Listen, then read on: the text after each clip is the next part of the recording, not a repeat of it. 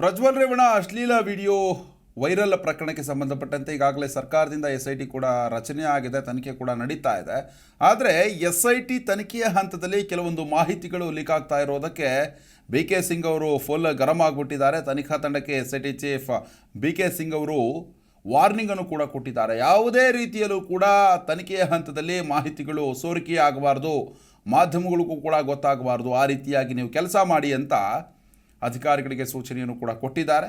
ಅದೇ ರೀತಿಯಾಗಿ ಏನಾದರೂ ಮಾಹಿತಿಗಳು ನಿಮ್ಮ ಕಡೆಯಿಂದ ಲೀಕ್ ಆಗಿದ್ದು ಗೊತ್ತಾಯಿತು ಅಂದರೆ ನಿಮ್ಮ ವಿರುದ್ಧವಾಗಿ ಕಠಿಣ ಕ್ರಮವನ್ನು ತೆಗೆದುಕೊಳ್ತೇವೆ ಅನ್ನೋದು ಖಡಕ್ ವಾರ್ನಿಂಗನ್ನು ಕೂಡ ಕೊಟ್ಟಿದ್ದಾರೆ. ಈಗಾಗಲೇ ಪ್ರಕರಣ ಸಂಬಂಧ ವಿಚಾರಣೆಗೆ ಹಾಜರಾಗುವ ಮುನ್ನ, ವಿಚಾರಣೆಯ ನಂತರ ಕೆಲವೊಂದು ಮಾಹಿತಿಗಳು ಕೂಡ ಸೋರಿಕೆಯಾಗಿತ್ತು. ಮಾಧ್ಯಮಗಳಲ್ಲೂ ಕೂಡ ನಾವು ಕೂಡ ಬಿತ್ತರಿಸಿದ್ವಿ ಅದನ್ನು. ಇನ್ನು SIT ವಿಚಾರಣೆಗೂ ಮುನ್ನ ಅಜ್ಞಾತ ಸ್ಥಳದಿಂದ ಕಾರ್ತಿಕ್ ಕೂಡ ವಿಡಿಯೋವನ್ನು ಹರಿಬಿಟ್ಟಿರ್ತಾನೆ. ಅದಾದಮೇಲೆ SIT ಮುಂದೆ ಹಾಜರಾಗಿ ಕೆಲವೊಂದು ಹೇಳಿಕೆಗಳನ್ನು ಕೂಡ ಕೊಟ್ಟಿದ್ದಾನೆ ಎಂದು ಮಾಹಿತಿ ಕೂಡ ಗೊತ್ತಾಗಿತ್ತು.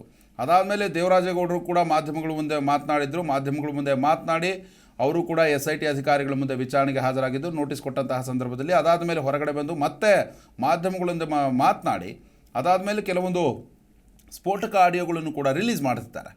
ಈ ಎಲ್ಲ ಅಂಶಗಳು ಕೂಡ ಮಾಧ್ಯಮಗಳಿಗೆ ಗೊತ್ತಾಗ್ತಾ ಇದೆ. ಇನ್ನು SIT ಪೊಲೀಸ್ ವಶದಲ್ಲಿ ಮಾಧ್ಯಮಗಳಿಗೆ ರಾಜಕೀಯ ಷಡ್ಯಂತ್ರ ಅಂತ HD ರೇವಣ್ಣ ಕೂಡ ಹೇಳಿದರು. ಬೌರಿಂಗ್ ಆಸ್ಪತ್ರೆಯಲ್ಲಿ HD ರೇವಣ್ಣ ಅವ್ರನ್ನ ಮೆಡಿಕಲ್ ಟೆಸ್ಟ್ಗೆ ಕರೆದೊಯ್ದಂತಹ ಸಂದರ್ಭದಲ್ಲಿ ಸ್ವತಃ ನಾವು ಕೂಡ ಅವ್ರನ್ನ ಮಾತನಾಡಿಸುವಂತಹ ಪ್ರಯತ್ನವನ್ನು ಮಾಡಿದ್ವಿ. ಅದೇ ಸಂದರ್ಭದಲ್ಲಿ HD ರೇವಣ್ಣ ಅವರು ಕೂಡ ಮಾತನಾಡಿದರು. ನನ್ನ ತೇಜೋವಧೆ ಮಾಡೋದಕ್ಕೆ ಈ ರೀತಿಯಾದಂತಹ ಕೆಲಸವನ್ನು ಸರ್ಕಾರ ಮಾಡ್ತಾ ಇದೆ, SIT ಅದಕ್ಕೆ ಸಾಥ್ ಕೊಡ್ತಾ ಇದೆ ಅಂತ ಗಂಭೀರವಾದಂತಹ ಆರೋಪವನ್ನು ಕೂಡ ಮಾಡಿದರು. ರಾಜಕೀಯ ಷಡ್ಯಂತ್ರವನ್ನು ಮಾಡಿದ್ದಾರೆ ನನ್ನ ವಿರುದ್ಧವಾಗಿ ಅನ್ನೋ ಒಂದು ನಿಟ್ಟಿನಲ್ಲೂ ಕೂಡ ಅವರು ಆರೋಪವನ್ನು ಮಾಡಿದರು. ಸದ್ಯ ಪ್ರಕರಣ ಸಂಬಂಧ 6 ಪ್ರತ್ಯೇಕ ತಂಡಗಳನ್ನು ರಚನೆ ಮಾಡಿಕೊಂಡು SIT ಕೂಡ ತನಿಖೆಯನ್ನು ನಡೆಸ್ತಾ ಇದೆ.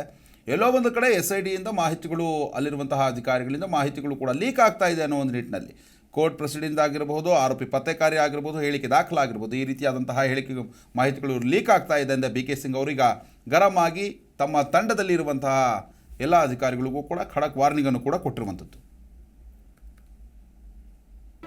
ಜಿ ಕನ್ನಡ ನ್ಯೂಸ್ ಈಗ ನಿಮ್ಮ ಮನೆಯಲ್ಲೇ ನೋಡಿ. ಎಲ್ಲ ಕೇಬಲ್ಗಳಲ್ಲಿ ಈಗ ಲಭ್ಯ.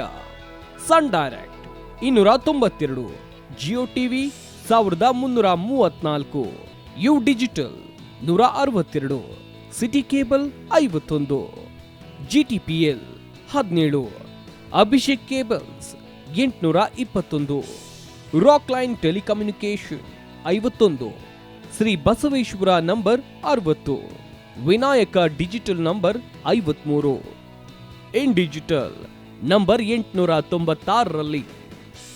ನಿಮ್ಮಿಸ್ತದ ಜಿ ಕನ್ನಡ ನ್ಯೂಸ್ ನೋಡಿ ಆನಂದಿಸಿ.